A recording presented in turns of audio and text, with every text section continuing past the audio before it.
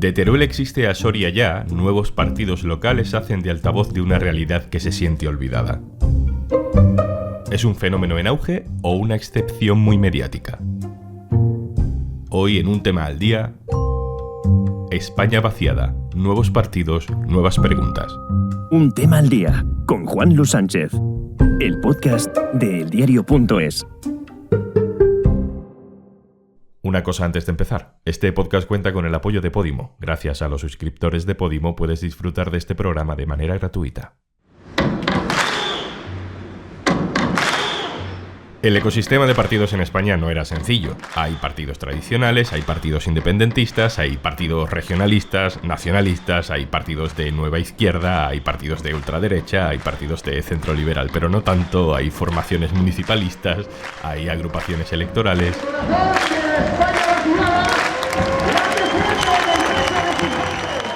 Y ahora, al eje izquierda-derecha y al eje de lo nuevo contra lo viejo y al eje nacionalista, hay que añadirle otro, el de la España vaciada.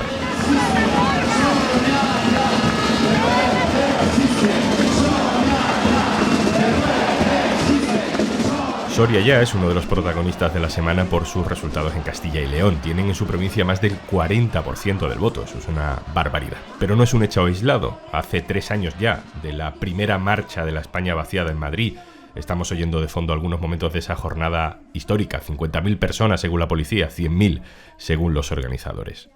Soria ya, Unión del Pueblo Leonés, Teruel existe, son los primeros éxitos de algo que ¿es un fenómeno con futuro o es una excepción? Hoy vamos a hacernos estas preguntas, vamos a conocer mejor las características de este tipo de candidaturas con mi compañera Cristina Armunia, que ya lleva unos años escribiendo sobre los problemas y los movimientos políticos de la España vaciada. Hola, Cristina. Hola, Juanlu, ¿cómo estás? Cojamos como primera referencia Teruel existe para intentar entender lo que puede estar pasando también en otros lugares como Soria. ¿Cómo nace? ¿Por qué? Teruel existe decidió presentarse a elecciones porque después de más de 20 años de manifestaciones, de estudios sobre despoblación, de reivindicaciones de todo tipo, sintieron que no habían conseguido nada. Ese es un poco el germen de estos partidos de la España vaciada. Hace 3 años nos contaban en una entrevista en eldiario.es que solo les quedaba manifestarse en la luna, y no lo decían en tono de broma, lo decían casi en serio. Teruel, por ejemplo, pues tiene lastres como que es la única capital de provincia sin conexión directa con Madrid en tren o por autovía. Ir y venir desde allí hasta Madrid son entre 4 y 5 horas para un trayecto de menos de 300 kilómetros, tiene poca oferta educativa. Y bueno, estos son solo un par de ejemplos. Entonces, allá por el 2019 decidieron presentarse a elecciones generales y fue muy impactante. Teruel existe fue la fuerza más votada de la provincia por aquel entonces y se acaba de repetir con Soria ya este fin de semana. Cristina, ¿tú crees que hay un elemento común ideológico a este tipo de candidaturas? En el caso de Teruel existe, Soria ya y de lo que quieren intentar armar con la España vaciada, lo que ellos suelen decir es que la ideología se deja en la puerta y que su marco son los derechos humanos y la lucha por el reequilibrio territorial. Es algo además que repiten por activa y por pasiva. En algún momento Teruel existe pues nos ha explicado que su idea es buscar el consenso y que en los temas en los que no hay consenso político, por ejemplo, a nivel de votaciones en el Congreso de los Diputados, pues prefieren abstenerse. Y eso fue lo que hicieron en 2 votaciones importantes, como fueron la aprobación de la nueva ley educativa y de la norma que regula la eutanasia. ¿Están estas plataformas locales pensando en hacer algo a nivel estatal? ¿Vamos hacia una especie de asociación federal de listas de la España vaciada? Sí, hay una apuesta estatal. La verdad, este punto es un poquito lioso y vamos a ver si lo podemos explicar. Cuando se convocaron las elecciones en Castilla y León, la España vaciada estaba estudiando cómo articularse para próximos comicios, ya fuesen autonómicos, nacionales, municipales. Unos meses antes, en un encuentro en Priego, el movimiento social, o sea, la plataforma de la revuelta de la España vaciada, había anunciado que iban a crear una herramienta política. Así que por un lado tenemos Teruel Existe, que es una agrupación de electores y que eligió precisamente esa fórmula para mantener la esencia de lo que es un movimiento ciudadano, y por otro lado querían poner en marcha un partido, una especie de federación que pudiera utilizarse en diferentes lugares para concurrir a elecciones, que es lo que hemos visto en Castilla y León, por ejemplo, con España Vaciada Salamanca o España Vaciada Valladolid. Por tanto, por un lado hay dos agrupaciones de electores y por otro lado tenemos este partido. Hablando de qué tipo de impacto pueden tener este tipo de partidos sobre el bipartidismo, en el caso de Soria ya hemos visto cómo el partido se ha llevado fundamentalmente el voto del PSOE. ¿En el caso de Teruel Existe fue así también? Efectivamente, Unión del Pueblo Leonés y Soria Ya, en el caso de Castilla y León, conseguirían representación a costa del PSOE si se repitiesen estos resultados en unas generales.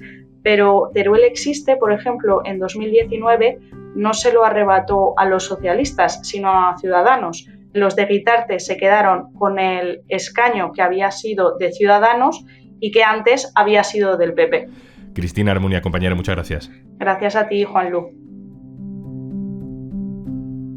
El PSOE ha encargado esta semana un informe interno para ver qué ha pasado exactamente con Soria Ya y si hay riesgo de que pase lo mismo en otros territorios. Vamos a ver qué nos dice sobre el impacto de la España vaciada sobre el sistema de partidos que tenemos en España. Pablo Simón, politólogo. Hola, Pablo. Hola. ¿Cómo lo ves? ¿Tienen PP y PSOE motivo de preocupación? Yo creo que se trata de un fenómeno en auge porque hay varias pulsiones que empujan a que haya demanda por este tipo de plataformas. Lo hay porque evidentemente estamos ante una dinámica de sentimiento de agravio por parte de algunas regiones que han tendido a movilizarse políticamente durante los últimos años ante una sensación evidente de abandono. Hay además una estructura de competición partidista que facilita que puedan surgir nuevos partidos porque la situación todavía es volátil. Tenemos un contexto además en el que la formación de mayorías en el Congreso es inestable y por lo tanto con muy pocos diputados puedes condicionar el resultado de las elecciones y por lo tanto conseguir también rendimientos para tu territorio. Y además hay un elemento incluso del propio sistema electoral que facilita el que este tipo de plataformas puedan tener éxito, porque realmente los territorios del interior de España tienen un sesgo de prorrateo y esto hace que con muy pocos votos tú puedas conseguir un diputado en el Congreso. Yo creo que estos elementos de estructura, pero también de coyuntura política, facilitan el que este tipo de plataformas puedan ir emergiendo en diferentes provincias. Lo que todavía no sabemos con certeza es dónde lo harán con mayor o menor intensidad. Y yo creo que lo que hemos visto en Castilla y León demuestra que en algunos territorios sí que son viables, pero en otros, sin embargo, son más expectativas que realidad. ¿Hay un patrón que pueda relacionar de alguna manera la ausencia de un nacionalismo regional fuerte con la presencia de un localismo que sí lo sea? Yo creo que hay cierto patrón. Estas plataformas territoriales tienen más éxito en aquellos lugares en los que existe un sentimiento de identidad regional más débil, no existen partidos nacionalistas o independentistas, pero al mismo tiempo hay una desarticulación de intereses porque la oferta de partidos está cambiando. De tal manera que podemos ver que emerge en otros lugares en los cuales no haya un nacionalismo muy intenso, pero en un contexto parecido al que también se vivió, por ejemplo, en los años 80 en España, cuando emergieron partidos regionalistas de carácter moderado, muchos de ellos recogiendo restos de antiguas élites que venían de la UCD o que estaban en el CDS. Así que hasta cierto punto podríamos estar viendo una dinámica parecida a la que vimos con el surgimiento de la UCA en el contexto, por ejemplo, del norte de España o Unió Valenciana, u otros partidos también de carácter regional pequeño. En este caso es verdad que más marcadamente derechas. En este caso no está tan claro en todos los contextos cuál sería la ideología, pero que desde luego se desarrollan en aquellas comunidades autónomas en las que no hay partidos regionalistas fuertes preexistentes. Siempre que surgen nuevas candidaturas, nacen con esa pretensión de no marcarse demasiado ideológicamente. ¿Ves tú algunos elementos comunes a todas estas candidaturas desde el punto de vista ideológico? Yo creo que sí es relevante poner énfasis en que independientemente de cuál sea la orientación del votante, lo que sí estamos viendo en España es que hay un creciente solapamiento entre la competición izquierda-derecha y la competición territorial, de tal manera que un voto de castigo a la izquierda o de refugio de la izquierda ante el descontento con el gobierno nacional sí que podría verse en mayor medida en este tipo de plataformas, porque al fin y al cabo no supone el saltar de bloque de una manera tan contundente. Y ya hemos visto en otras elecciones, como por ejemplo el contexto del año 2008, en la cual la victoria del Partido Socialista se apuntaló mucho sobre la capacidad que tenía de absorción de votante proveniente de partidos regionalistas, nacionalistas e independentistas. Y una cosa más, Pablo, ¿puede ser que este tipo de candidaturas también estén funcionando como una manera nueva de dar salida a ese desencanto con la política, con el bipartidismo? Sí, creo que tiene cierto sentido. A la hora de la verdad estamos viendo que nuestro sistema de partidos se deshilacha en dos direcciones. En la dirección izquierda-derecha, porque hemos visto el surgimiento de Podemos a un lado, pero de Vox del otro, pero también en términos de la identificación por lo que toca al modelo de Estado o, si se quiere, la identificación nacional. Y ahí es cierto que aunque Vox también recoge el descontento con el centralismo, tiene cierta razón de ser también el que haya una tendencia a que se manifieste no solo el independentismo de una manera más importante en la representación de nuestro Congreso, el Parlamento, sino también de este tipo de movimientos localistas que efectivamente recogen el descontento con la oferta política tradicional y que hasta cierto punto suponen una marca de refugio para aquellos ciudadanos que siguen insatisfechos con cuál ha sido la gestión que ha habido hasta ahora de estas nuevas expectativas políticas. Por lo tanto, en última instancia, lo que estaríamos viendo es que el sistema de partidos español aún no está en equilibrio. Es decir, que la oferta partidista se continúa moviendo, e igual que hemos visto que se movía y se agitaba en la izquierda y en la derecha, ahora estamos viendo que también, por lo que toca a la representación de plataformas territoriales provinciales, podría hacerlo, en paralelo también a, por ejemplo, la mayor representación del independentismo catalán en nuestras instituciones, y que ambas dinámicas sean perfectamente compatibles. Pablo Simón, muchas gracias. Muchas gracias, un abrazo fuerte. Aquí quiero vivir, no hay paisaje más hermoso que el que ves dentro de mí. Precisamente aquí, con semillas del pasado siembras hoy el porvenir. Aquí, repítelo, quiero vivir, ni en New York ni mucho menos en Madrid. Yo soy así, y aquí voy a vivir.